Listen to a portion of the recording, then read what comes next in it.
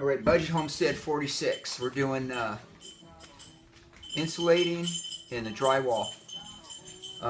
This is fiberglass insulation.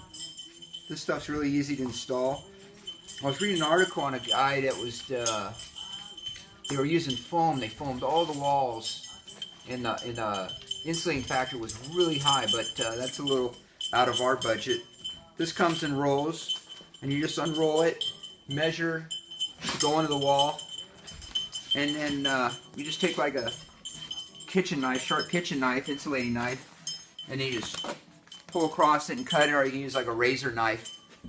Then it fits into the base. You know, they have different sizes for different size walls, and then it's got a strip here you can staple it or friction fit it. So in the walls, these are 2x4 walls. You use R15 in here. That's the rating. It used to be R11. In fact, I had some R11 we used on the laundry room we just finished that I used up somewhere in the wall, and then grabbed this stuff. But shit, man, even though it's only 3 numbers, this stuff's really, I mean, it's really thick compared to the R11. But that too goes in, you know, real easy. It's a little itchy, but not too bad. And then in the ceiling here, I used R19, and then some of the walls downstairs I'll use R19. It's just a thickness for the walls, but you know, that keeps it, you know, warmer in here in the winter and cooler in the summer, and for noise too. So anyway, that's insulating. And then on the drywall, the ceiling is probably the hardest part to hang.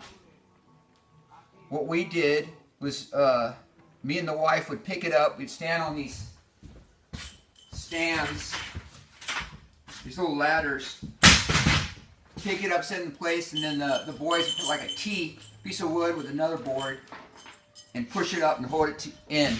So that, man, it's a bitch, but and it's falling, but you know, we got her done. And then on the walls, we used 1/2 inch on the ceiling. 5/8 would have been better, but there's no way we could lift that up. We got 5/8 on all the walls. You know, the walls are a lot easier. You just pick them up, set them up there, and then there's some of the tools. This thing's really cool. When you're going into the wall, the board sits on here, and then you can lift up into place. And then you just need a tape measure, and this is like a file. After you cut, you run it down the edge. Razor knife.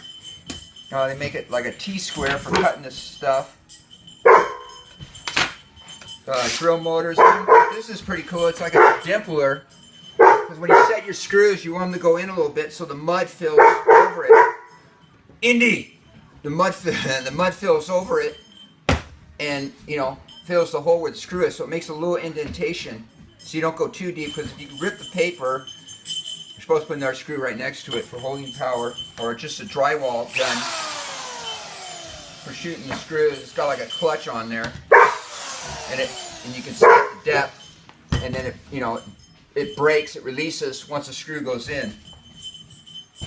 And this is pretty cool.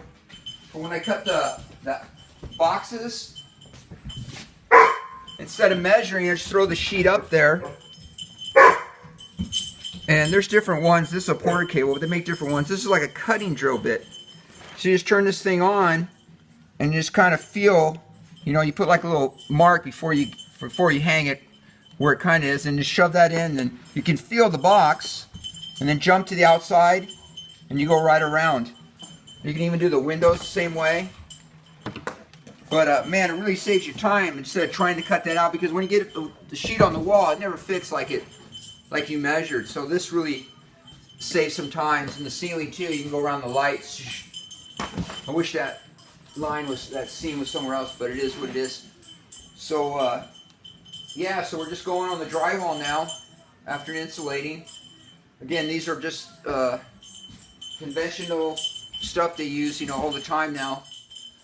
It's what we know, so that's what we're going with to get it done. And it's real basic. The build's basic, you know. It's, you know, straight walls and corners. There's no round stuff. There's no crazy angles. Goes in quicker and saves you money doing it that way. The cement board, there's like a tile cement board. That's going behind the wood stove. Is going to go there in that corner, so you can hang some rock or something on there so it doesn't catch on fire. But yeah, so that's where we're at right now, is doing the drywall. And then later you come back, put some tape on the seams, use the mud. We're using pre-mixed mud, and fill everything in. So that's where we're on, all right.